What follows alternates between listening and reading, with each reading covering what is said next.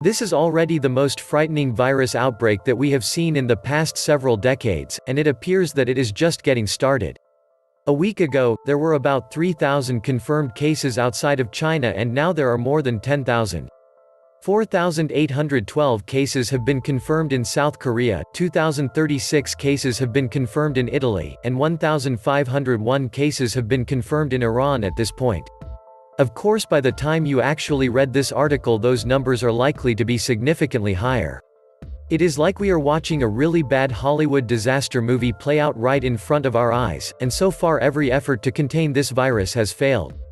On Monday, Dr. Anthony Fauci stunned many people when he told NBC News that COVID-19 has likely reached pandemic proportions.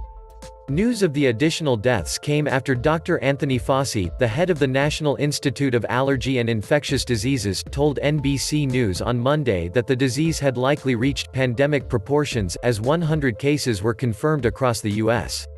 "We're dealing with an evolving situation. We're dealing with clearly an emerging infectious disease that has now reached outbreak proportions and likely pandemic proportions," Dr. Fauci said. If you look at multiple definitions of what a pandemic is, multiple sustained transmissions of a highly infectious agent in multiple regions of the globe. Dr. Fauci is definitely not an alarmist, and for him to use the word pandemic is a major red flag. Last week a lot of people were pointing out that not a single American had died from this virus yet, but now 6 victims have died in the state of Washington alone. 4 more people have died of the coronavirus in Washington state, raising the death toll in the state and the nation to 6, health officials said Monday. Jeffrey Duncan, a health officer in King County and Seattle, said at a news conference Monday that 5 of the deaths were people from King County and 1 was from Snohomish County, north of Seattle. If you live in the Seattle area, you need to understand that you are in the middle of a crisis zone.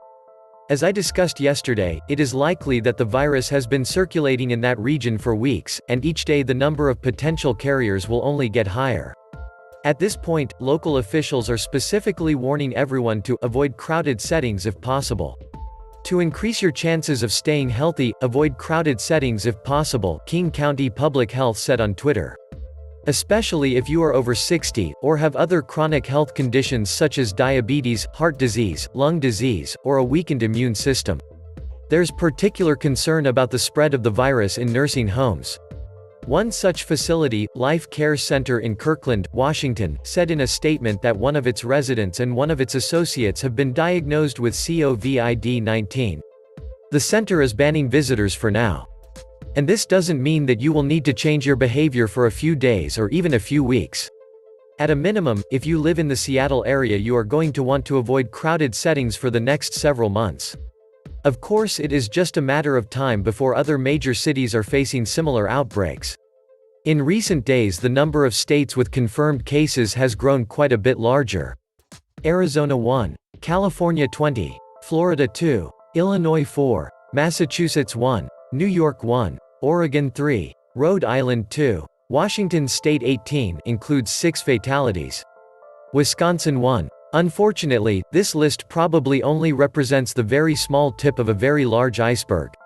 Up until just recently, the CDC was mandating that the only people that should be tested are those that have traveled to China or those that have had close contact with a known victim. By using such restrictive criteria, the number of Americans being tested was kept extremely low, and a lot of infected people slipped through the cracks. Now this virus has escaped containment, and authorities are telling us that community spread is inevitable all over the United States. Meanwhile, COVID-19 continues to sweep across much of the rest of the planet like wildfire. In Iran, the fact that a top advisor to Ayatollah Ali Khamenei just died from the virus made headlines all over the globe. An advisor to Iran's supreme leader Ayatollah Ali Khamenei has died of coronavirus, state media reported today. Mohammad Mirmohammadi, 71, died in hospital in Tehran as the pariah nation reels from a worsening outbreak that has left several senior officials in hospital. But despite the fact that the number of confirmed cases in Iran is escalating at an exponential rate, and despite the fact that dozens of Iranians have already died, many Iranians continue to engage in the practice of kissing and licking Shiite shrines throughout the country. Videos spreading on social media are showing Iranians kissing and licking Shiite shrines throughout the country as many call to close the shrines amid a severe coronavirus outbreak in the Islamic Republic. The epicenter of the outbreak in Iran, Qom, is a religious city home to several shrines. The shrines remain open as some reports place the death toll in Iran in the hundreds. Can you believe that? We live at a time when it seems like much of the world has gone nuts. Most people believe whatever they feel like believing, and most people do whatever they feel like doing.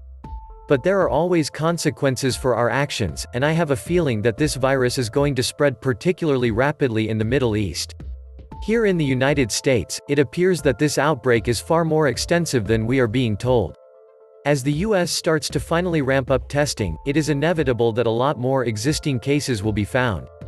In fact, in just a little while I will be posting an article on End of the American Dream about an doctor in New York that is claiming that there is going to be thousands of confirmed cases inside this country by next week. I don't think that it is going to happen quite that rapidly, but it appears to be inevitable that the number of cases is going to be steadily rising. This is not a drill. This is an exceedingly dangerous virus that is killing people all over the planet, and we need to prepare for a scenario in which this crisis could extend for many months or even for several years.